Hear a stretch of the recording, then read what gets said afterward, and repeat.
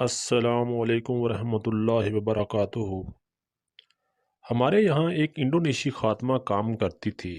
اس کی عمر یہی کچھ 40 سال رہی ہوگی، لیکن وہ کام کرنے میں بہت مستعد تھی۔ صبح سویرے اٹھ کر نماز پڑھ کر جو وہ کام میں لگتی تو دن بھر سب کی خدمت میں لگی رہتی۔ رات کو دیر سے نماز پڑھ کر سوتی اور صبح سویرے پھر بیدار ہو جاتی۔ یہ ضرور ہے کہ کبھی کبھی اس کے چہرے پر تھکان کے آثار ہوتے، لیکن اس نے کبھی کسی کام کے کرنے سے انکار نہیں کیا۔ اس کا نام بنتی بدریہ تھا۔ سنا ہے وہ بیوہ تھی۔ اس کی ایک لڑکی تھی جو حفظ کر رہی تھی۔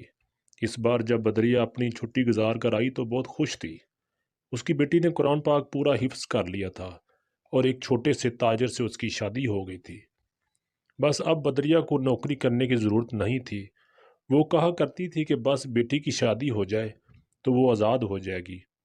لیکن اس بار چھٹی سے آ کر اس نے پھر محنت سے کام کرنا شروع کر دیا۔ جب اس سے پوچھا تو اس نے کہا کہ ابھی مجھے ایک کام اور کرنا ہے۔ وہ محنت کرتی رہی، تھکتی رہی، لیکن کبھی اس نے ہمت نہیں ہاری۔ اس طرح 4 سال گزر گئے، لیکن ابھی چند ماہ سے اس سے کھانسی رہنے لگی، کبھی کبھی بخار بھی ہو جاتا تھا۔ رمضان کا مہینہ شروع ہوا ہی تھا کہ اس کی طبیعت بگڑنے لگی۔ ایک طرف تیز بخار، دوسری طرف کام کی زیادتی۔ کل رات جب وہ سوئی تو صبح سحری میں اٹھانے سے بھی بیدار نہیں ہوئی۔ جب والدہ نے جا کر دیکھا تو اس کا جسم برف جیسا ٹھنڈا تھا۔ ان کے منہ سے ایک چیخ نکل گئی، ہائے بدریہ چلی گئی۔ سارے گھر میں ایک احرام سا مچ گیا۔ ہر شخص اس کی مدد کا طالب تھا۔ وہ کسی بچے کی ماں تھی، اسے گرم دودھ دیتی تھی، لوری سنا کر سلاتی تھی۔ کسی لڑکے کی بہن تھی جس کے کپڑوں کی الماری درست کرتی تھی۔ کسی بیٹی کی ماما تھی جس کے بال بناتی تھی، جن کو نماز کے لیے اٹھاتی تھی۔ گھر کا ہر فرد غم زدہ تھا اور اس کے کارنامے بیان کر رہا تھا۔ والدہ نے جب اس کا سر اٹھایا تو اس کے سرہانے سے خط ملا جو کل کی ڈاک سے انڈونیشیا سے آیا تھا۔ اس میں لکھا تھا، تمہاری مسجد تیار ہو گئی ہے، بس بجلی لگنا باقی ہے، 800 ریال اور بھیج دو۔ ہم سب یہ خبر پڑھ کر حیران رہ گئے ہیں۔ یہ تھا وہ ضروری کام جس میں بدریہ اپنی بیٹی کی شادی کے بعد سے لگی ہوئی تھی۔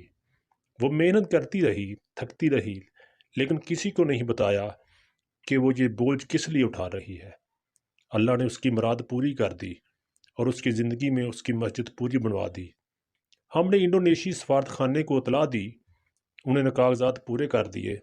دوسرے ہی دن بدریہ کی مسجد کو تیار کر کے لے گئے اور مکہ مکرمہ کے قبرستان میں سپرد خاک کر دیا۔ والدہ نے اس کا حساب دیکھا، اس کی تنخواہ 800 ریال باقی تھی، جو فوراً اس کے انڈونیشیا کے پتے پر روانہ کر دی گئی۔ والد صاحب نے جب یہ سارے احوال سنے تو فرمایا، سبحان اللہ، کیسی خوش قسمت تھی بدریہ کو رمضان کا مہینہ اور مکہ مکرمہ کی زمین نصیب ہوئی۔ اس نے اپنے گھر کے پاس اللہ کا گھر بنایا، اللہ نے اپنے گھر کے پاس اس کا مرکز بنا دیا۔ والد صاحب نے مسجد کی تصویر کو بڑا کروا کر اپنے کمرے میں لگوا لیا اور مسجد کے مستقبل کے بارے میں اس کا سارا مصارف اپنے ذمے لے لیا اور فرمایا، بدریہ نے اپنی آخری تنخواہ سے اللہ کے گھر کو منور کیا، اللہ تعالیٰ اس کی قبر کو منور کر دے، آمین۔